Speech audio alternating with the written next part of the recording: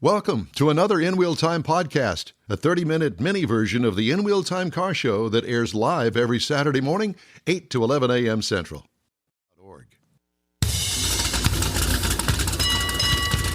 This is the award-winning In Wheel Time Car Talk Show. Thanks for joining us. Just ahead, we're going to discover the best states to own and drive a car, including a first-place ranking right here in Texas. We'll explain. Sugarland? You'll hear my thoughts on a week driving the completely redesigned Chevy Trax. And Jeff has what's on TV this week for cars. Yeah. Just ahead on this episode of the In Wheel Time Car Talk Show. Howdy. Along with Mike Out of This World Mars, we always need more Jeff Zekin. I'm Don Armstrong. Glad that you could join us on this wet Saturday here in the Houston area. But we're told, the weatherman says it's all supposed to clear out and be beautiful this afternoon. Well, we'll be the judge of that. Yeah, it's still going to be kind of soaking. You think? Yeah. I don't know. Won't be able to do any yard work. It's still going to be real wet. Yard work? Yeah. You don't do yard work? Yeah, I do. Your wife does that. Kathy and I do. I contribute. What? Sitting off to the side smoking cigarettes in your lounge Drinking chair? Beer and Drinking a beer. Scratching. Okay. Joining us now, Cassandra Happe with WalletHub and the most driver-friendly states to drive in. Cassandra, good morning to you. Good morning. Thanks for having me. Wow, you sound great. You sound like you're right here in the studio with us. I like your headset. Awesome. Yeah, I know. Where did you get that headset? What is it? I need to know that. I got it off of Amazon. I can send you the link after the show here. Yeah, please do, because that's a good one. It sounds great. All right. Excellent. Glad to hear that. Yeah. So let's talk about the. Yeah. No, well, first of all, let me tell everybody that Cassandra is a consumer finance expert and financial literacy advocate with 15 years of experience in the credit union industry. And you guys do all this research. And why do you do the research? So money plays a key role in pretty much every aspect of our lives. So what we like to do at WalletHub, on top of all the options we have for improving your financial fitness, we like to release reports that really look at both the financial side and the other aspects that just play into these everyday things that you may not really think about the financial side of it. I mean, you think about that with driving a little bit, but on the other side of things, you don't necessarily think of maybe the safety side of things. So we really try to look at these things from the holistic standpoint. So you can cover, cost as well as safety, access, all the things that you should really take into consideration. So you did this actual research on the best places to drive, I guess, in the entire United States? Yes, we looked at the 50 states. We did not include the District of Columbia in this particular study. Don't include them in anything ever again. I'll take a note of that. All right. But we looked at 31 different metrics, which can really be grouped into 4 different categories, which are cost of ownership and maintenance, traffic and infrastructure, safety, and access to vehicles and maintenance. So we ranked each state on each of these metrics and then looked at it overall and ranked them from 1 to 50 for the best and the worst states to drive in. Oh. Which is the worst? I want to hear that one. Let it rip. The worst is Hawaii. They scored really low when it came to the cost of ownership and maintenance. But Cassandra, you're not supposed to drive in Hawaii. You're supposed to go to the beach in Hawaii. You can't drive there. No, you can't. You got to fly in there and then you walk to the beach. But at any rate, I understand that the traffic is absolutely horrendous there. Right. And of course, being an island, they have, some more struggles when it comes to just getting access to parts and other things they might need for ownership and maintenance costs. Yeah. Okay. Was there any one state that kind of surprised you in any of the metrics that you gathered? Not necessarily. I was kind of surprised overall just to see that most of our top 5 states did really great in 3 out of 4 of our key categories, but they didn't do the best when it came to safety. I was a little disappointed to see that, it may be a little bit cheaper and the traffic might not be as bad, but it might not be as safe in those states. So let's talk about the top 5. Who was number 5? Number 5 was Alabama, and they did really well when it came to the cost of ownership and maintenance. They came in 3rd overall for that particular metric. They've also got a great football team. Just saying. All right, easy now. Yeah. Well, I have a financial interest in the University of Alabama, and probably will until I die. But wait, Alabama doesn't have a pro team. I didn't say pro team. I just said football there you go. team. See? Yeah, that's the only one that really matters is the University of Alabama. Yeah. Roll Tide. The one he's paying for. The one that I'm paying for forever and ever. And number 4?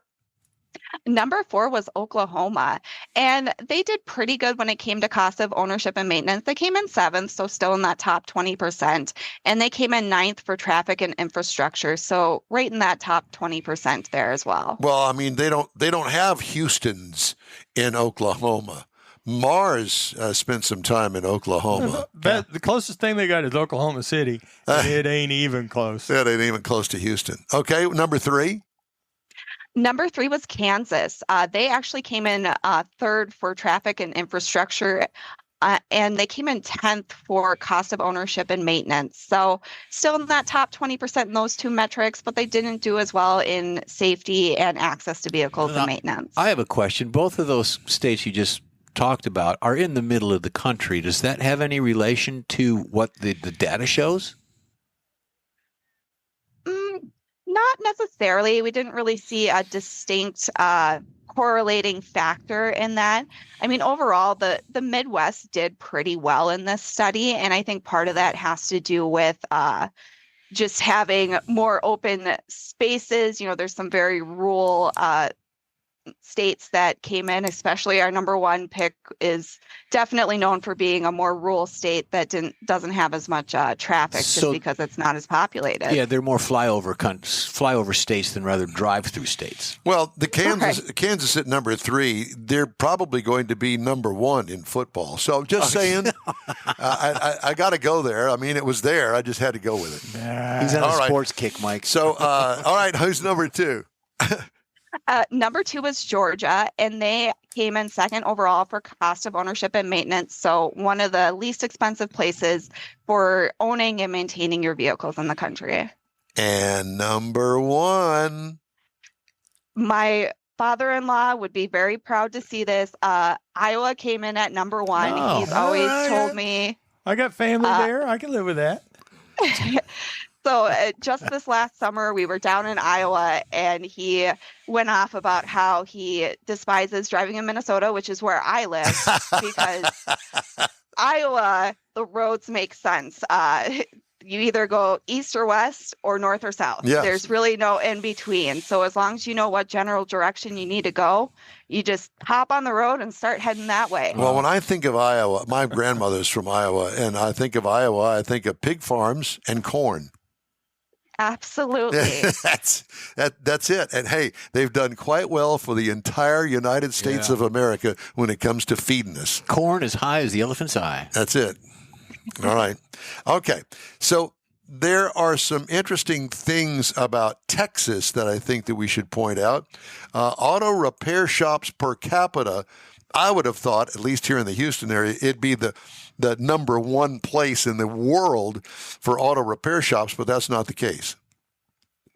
Yeah, they came in 4th for overall for auto repair shops per capita. Still really, really good. But you just have to consider it's for the whole state. So you factor that out for some more the more rural areas that maybe don't have as many auto repair shops. Kind of balances out compared to the more populated metro areas. Yeah. The one thing that really surprised me is that Texas is ranked 21st in auto maintenance costs. Any idea how that happened? That is a great question. Let me look here real quick. Auto maintenance costs. And I assume that that's things like, oil changes, fan belts, fuel filters, air filters, that sort of thing. Spring tune-ups, fall tune-ups. Yeah, that kind of thing. She's looking. Okay. Yeah. I'm sorry, I didn't mean to put you on the Oh, spot. no, that's, Real-time with all these information coming in. metrics, it's just sometimes you need to do a little bit of looking to make sure you don't speak out of turn on these things. We do that all the time. Well, ranked 21st in auto maintenance costs. At least it's not number one in auto maintenance costs. Yeah. That would not be a good thing, No, would it? do the opposite. No, that would not be a good thing. Yeah, exactly. So 21st out of 50 states, that's, middle of the road, I'd say. Yeah. Thereabouts. So Average. to get a gauge for the auto maintenance cost, we look specifically at the average price to computer or spin balance one front wheel tire. Okay. And that's what we use to come up with our auto maintenance cost rankings, is based off of that particular price. Okay. That's kind of odd, but okay. I wouldn't have thought that. Somebody clearly did and thought that would be a good thing. You got to have some sort of standard process that everybody would do the same way, I guess. You got to have a guess. benchmark. Yeah. All right. So this doesn't surprise me. Ranked number 2 is car dealerships per capita. No surprise. I would think we were probably number 1. We got a lot of car dealerships here in Houston. Hey, we'll just have to work harder since we're number 2.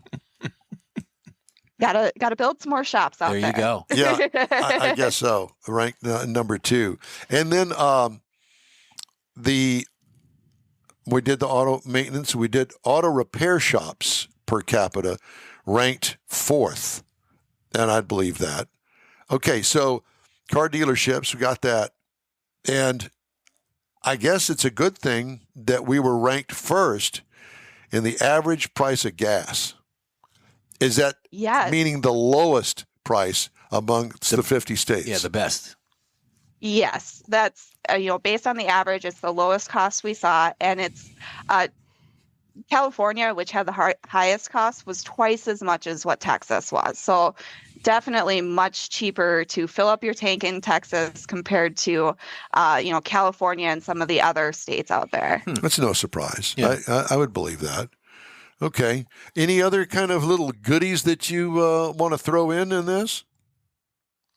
Well, I just want to say that Texas, they may not have been in the top 5, but they're definitely in the top 20%. And with the exception of coming in, a little bit low on the traffic and infrastructure dimension, they're pretty well balanced as far as being a great state to drive in. Yeah.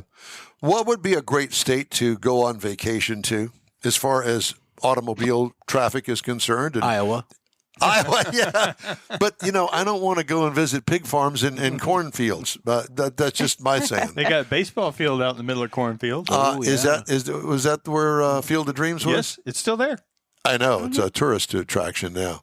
Well, there you go. So we could go there. You could go there. And they have 3.2 beer there.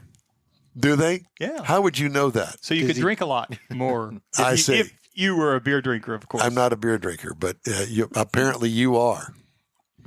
He's just smiling, but I can promise you nothing that. else. All right, so apparently this is page upon page of interesting best to worst states to drive in from WalletHub, correct? Absolutely. There's a lot of data there. So definitely go check out the website, see where your state in particular ranks, and take a look at the different metrics we looked at.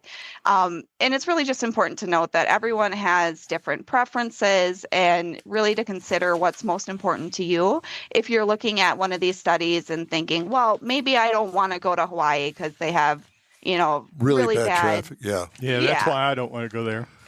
Yes. You got keep in mind, if that's not a big deal for you, if you don't mind sitting in traffic, then Hawaii is a great place. So it's really based on preference. I'll bet you that they got some really good Ubers there. I don't even want to rent a car. No. Because you're stuck on an island. Yeah. I mean, and there's the beach. How far can all you go? The way around it. Exactly. So I'm good. Give me a place and I'll just plop down there and I'll be good for a while. Yeah, it's been a while. But every half hour, flip them over so it doesn't burn. Yeah, that kind of thing. Cassandra, thank you so much for joining us today. We really appreciate it. What a great, interesting kind of research thing that you've done. Absolutely. Thank you for having me, and I hope we can chat again soon. Cassandra Happe with WalletHub. Yes, let's do that. Next study, be sure and look us up. Absolutely. I'll keep you guys in mind. Thanks again. Interesting. All right. Too good. Yeah, it is. You know, it's 14 after the hour. And I think that I'm supposed to do something here. Well, you can do a review if you want. Well, or you want to do news. But I was going to turn to you and say, Jeffrey, do it. You want to do the what's on TV? Yeah, it's going to be short, just something quick. Don't really have any drastic news or changes in the structure of television. But I went into Motor Trend Plus, which is a subscription, not a paid subscription, a free subscription to Motor Trend. And you can there's over 90 Motor Trend television shows about cars. Everything from the things you like to the things you like, Michael. I picked out a few. Not things that we don't like the same thing at all. I picked out a few of the things that I watch. Now, just recently, about a week or so ago, we had the Mecum auctions in Kissimmee. And I think we talked about that a week or so ago. That ended, and they're playing the repeats, the reruns on that. One of the things that I like to watch, and you watch it as well, is it's on the subscription side. It's Rust Valley Restores. Love that show. Rust Valley Restores, the little backstory on that, they're nestled in a recreation paradise of South Shuswap, Canada. Say that. I think it's BC. It's one of the unique car communities in the world. It's Tappan, British Columbia, or Rust Valley as they call it. At its heart, it's a remarkable restoration shop run by a team of colorful, charismatic characters. Oh, yeah. And they use their impressive skills to restore, trade, and sell vehicles. Yeah. So that's one of them. You've got Iron Resurrection Extra. Now, we talked about that last night at dinner, that they're starting to do some other stuff. Now, we all know Iron Resurrections. They're here in Texas. In the Hill Country. Yeah, in the Hill Country. Master metal fabricator Joe Martin showcased his motorcycle building skills, won a championship, and then got into the car stuff. So that's a little bit of backstory on that. That's probably one of my favorite shows. Yeah. And it's good, wholesome TV. There's not horseplay or pranks going on that there used to be in some of the other shows. Full Custom Garage. 9 seasons, 85 episodes, and you got Ian Russell. What a guy! He makes things. Yeah, he's like the MacGyver of car building. He can take whatever and make something out of it. What's the name of this show? Full Custom Garage. Full Custom. Yeah. Yep. We talked about that one. My favorite that I've watched, it's not on anymore, but I still like watching the reruns, is Autobiography, Cold Case, where they take an event in automotive history and they do the backstory, they do the investigation, sort of like a Perry Mason thing. I love Perry Mason. He's not on the list, though. And they go through it and they solve what could have been a crime, a missing Ferrari or a stolen car, Mulholland Drive, all the accidents and things on that. Is there really a ghost out there and things of that? So they do that research. So that's some stuff you can get on Motor Trend Plus. It is a subscription. It is a free subscription, but you can do that and you can watch it at any time of the day or night. So, very nice. Yep. Okay. Let's do a car review, shall we? Let's shall. I had a chance to drive the 2024 Chevy Trax. Now, this is a complete redesign from the original Chevy Trax, okay? It's available in these trim levels: the LS, the 1RS, the LT, the 2RS, and the Active. I reviewed the 2RS. It is considered a small station wagon. I don't like that nomenclature because it gives me visions of station wagons. And not that I don't like station wagons, but it doesn't look like a station wagon to me. It looks like a very small SUV. Yeah. Does it not? It's a good-looking car. It really is. Yeah. Anyway, it's a complete redesign. Seats 5 passengers. It is an extra small SUV. Exterior features. This, again, is not the original Trax. It's all new from the ground up, top to bottom. Small but sleek bodywork that's very attractive. Good-looking grille and headlight design. Upswept side windows connect through the piece to the C-pillar to the fastback rear hatch window. It's really a sharp-looking, different kind of SUV. What I liked, the dark lower valance panel and the sporty overall look. What could use improvement? It's a winner. Don't touch it. I like it, and I like the price point, too, and I'll tell you about that in just a second. I think you will be amazed. Dual pod dash, easy to understand infotainment system. Simple HVAC controls, not complicated. Attractive, comfortable seating. Limited actual back seat cargo room area with the back seat up. It's limited, plentiful with the back seat down. Considering its diminutive size, it works. What I liked, the RS red accents throughout the cabin, stitching, etc. What could use improvement? My advice is don't mess it up. Don't mess it up with the size, and don't mess it up with the price point. And I'll have a story about the price point here in a little bit. Engine. This was kind of a surprise. A 1.2-liter turbocharged 3-cylinder. And no, it's not a motorcycle. It actually runs really well. 137 horsepower. Remember, this thing is tiny. 162 pound-feet of torque, 6-speed automatic transmission. Fuel mileage, 28 city, 32 highway for a combined of 30. That's what the government has ranked it. I got 28.9 over 347.2 miles. Clearly, what I liked about it is the gas mileage. How about a plug-in hybrid option? That'd be good. It would be, I think. Can you imagine tacking on at least another 10 miles per gallon on that thing? I don't know whether they've got room for such a thing, but I think that they should look at that. Ride and handling, nice for a small runabout. What could use improvement? Nothing. Keeping the price point where it is. Now, as far as options are concerned, and I've got time to do this, I wanted to point out that the sunroof package, which goes up for me, $895. Oh. Why would you do that to yourself in a city that reaches 108 degrees in the summertime? But to each his own.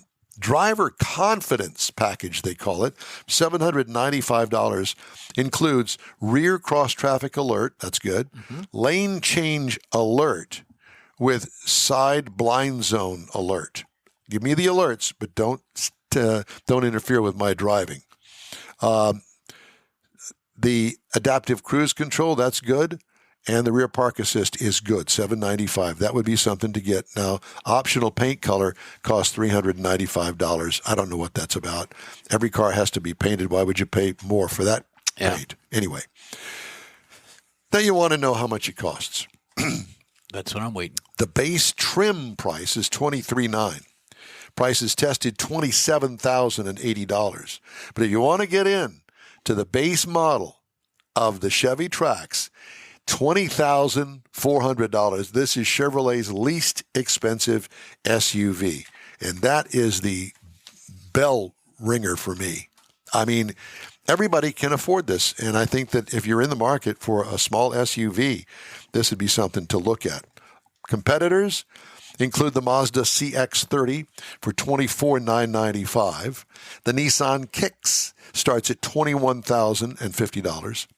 And the Toyota Corolla Cross is $23,610. I think if you are in the market for this size vehicle at this price point, I think that you're really going to be impressed. I would encourage you to find your Chevy dealer if they've got one. Call ahead, look online, see where they are. Go test drive one, and I think that you'll agree with me. You may not like it, but I did. You know who likes that car? Kylie likes that car. She said it a year ago at the auto show. Yeah. And I've got pictures of her sitting in it. She had a smile ear to ear. Yeah. She really likes that car. They came out with that greenish light color, sort of off green. Minty green. There you go. And she liked that. So yeah. Well, I can certainly see that. And some of the new colors are really good out there that are available on that Chevy Trax. And the price point's good for her parents to buy her one. Well, there you go. Yeah. If you want to buy a new one. Yeah. Was that parents or grandparents? Mike, I said parents. I did not stutter. Okay. Just checking. Well, based on my experience with one of my daughters in particular, my astrophysicist daughter, there's a hair on this microphone that I'm trying to get off of there. Anyway, she mashed every fender on that Ford Focus that she still has. I don't know how many pounds of Bondo are on the car, but I guarantee you she'd get better gas mileage if she got new sheet metal on it. But that would be my suggestion. And she's still driving it. And she's still driving She's in Colorado driving that. Yeah. Wow. Yeah. And she told me that she wants to keep the car. Even when she gets a new one, which she's working on, she wants to keep the car because it's worth nothing. Contact Ford and maybe put it in the museum there. Henry Ford Museum. It will be in the In-Wheel Time Hall of Fame. There you go. I said, so, okay, what are you going to do with it? Well, I want to keep it. Okay, keep it. Where are you going to keep it? Well, here. I said, why would you keep it in Colorado with snow all over it all the time? I said, why don't you put it in your mother's garage so you have something to drive when you get here? Yeah. Oh, well, there's an idea. There you go. So we'll see if that happens. But yes, the famous 2007 Ford Focus that I bought in 2007 that now has 180,000 miles on it. Do they have inspections in Colorado? I don't know. State inspections? Because you could probably bypass that because of a vintage vehicle. Vintage, yeah, exactly. I don't know, but it's got a 5-speed manual transmission and crank windows on the 2-door black Ford Focus. No internet, no USB ports. No, nothing. it does have a heater in it, I'm glad to report, because it does get cold up there on occasion. A little bit. Just thought I'd throw that out there at you. University of Nebraska, Lincoln crashed a Rivian R1T into a steel guardrail at 60 miles an hour to test how heavier electric vehicles perform against safety barriers designed for lighter gasoline models. Mm-hmm. The guardrail was no match for the Rivian. Oh, boy. The 7,000-plus pound 2022 Rivian R1T truck tore through the barrier with little reduction in speed, according to a press release from the university and its Midwest Roadside Safety Facility. The test was carried out in October. Since EVs are involved in run-off road crashes at similar rates and speeds as gasoline cars, that could mean an EV crashing into a roadside barrier could have 20% to 50% more impact energy, according to the university. So keep that in mind, and Mars will tell you. I don't think. Have you ever driven an EV? They feel heavy. They are heavy. They do. Not for just a few feet. But that's what contributes to their smoother ride, if you will, between that and the tires. Yeah. But I will tell you that there's a noticeable difference in the weight, in the way that the thing handles and the way that it rides.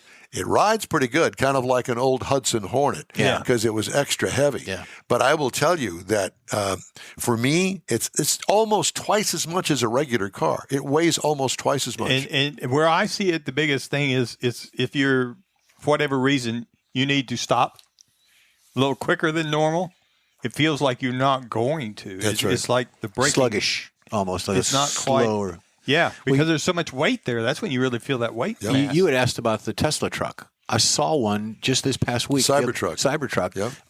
Not far from here. Here in the wild? Yeah, here in the wild. In fact, I was in the parking lot. They were zipping by on the street to a traffic light, and I was going to get a picture of it in the wild, but they turned and went off. But it was over here off of West Airport. I'll be darned. Sugarland. Hey, I want to remind you that the In-Wheel Time Car Talk show is available 24/7 through the iHeartRadio app. Just look for In-Wheel Time Car Talk. We also video stream on Facebook, YouTube, and InWheelTime.com, and podcasts are available from your favorite podcast provider. The In-Wheel Time Car Talk show continues right after this quick break. The original group of Loopy Tortilla restaurants will have you telling your family and friends just what the original recipes mean when it comes to the best fajitas in Southeast Texas. Founder Stan Holt invites you to visit the original Loopy Tortilla near I-10 and Highway 6. Here's the original house that inspired the design of all the rest and the original charm that helped make Loopy Tortilla the go-to destination for Houston Tex-Mex. Speaking of original, nothing can compete with the original lime pepper marinade that everyone will agree makes Loopy Tortilla award-winning beef fajitas the best anywhere. Loopy Tortilla Katy is another location that gives you the same quality and service Houstonians have come to expect at Loopy's. It's located just off I-10 and the Grand Parkway at Kingsland Boulevard in Katy. Find yourself in Aggie Land? Head to the Loopy Tortilla in College Station, located just around the corner from Kyle Field. It's a great place to enjoy those famous frozen margaritas before or after the game. Headed east to Louisiana, stop in at the Loopy Tortilla in Beaumont. It too's on I-10. You can't miss it. The original group of Loopy Tortilla restaurants invites you in for the best Tex-Mex anywhere. You own a car you love. Well, why not let Gulf Coast Auto Shield protect it? Houstonian John Gray invites you to his state-of-the-art facility to introduce you to his specialist team of auto enthusiasts. We promise you'll be impressed. Whether you're looking to massage your original paint to a like-new appearance, apply a ceramic coating, install a paint protection film, nano-ceramic window tint, or new windshield protection called ExoShield, Gulf Coast Auto Shield is where Houston's car people go. Curbed your wheels? Instead of buying new, why not have them repaired? How about a professionally installed radar detector? Gulf Coast Auto Shield does that too. Get a peek inside the shop and look at the services offered by getting online and heading to gcautoshield.com. Better yet, stop by their facility at 11275 South Sam Houston Tollway, just south of the Southwest Freeway, and get a personal tour. Gulf Coast Auto Shield is your place to go for all things exterior. Call them today, 832-930-5655 or gcautoshield.com. Want to feel good about something special you did for someone special? In Wheel Time and the original Lupi Tortilla group of Tex-Mex restaurants have joined together to help a very worthy cause, God's Garage, a Christian-based 501c3 charity. We know there are lots of places and organizations out there where you can donate a car, truck, or SUV, but we're asking you, our car enthusiast family, to consider donating to God's Garage. Visit godsgarage.org and learn about its mission, the women that have been helped, how each one is screened, and about their Restore You program. A car donation is an easy way to make a difference in the lives of others. God's Garage needs good operating vehicles, but will take all types in working and non-working condition. Make your heart and soul feel good by donating your gently used vehicle and help support single mothers, widows, and wives of deployed military at godsgarage.org. That's it for this podcast episode of the In Wheel Time Car Show. I'm Don Armstrong, inviting you to join us for our live show every Saturday morning, 8 to 11 a.m. Central on Facebook, YouTube, Twitch, and our InWheelTime.com website. Podcasts are available on Apple Podcasts, Spotify, Stitcher, iHeart Podcast, Podcast Addict, TuneIn, Pandora, and Amazon Music. Keep listening, and we'll see you soon.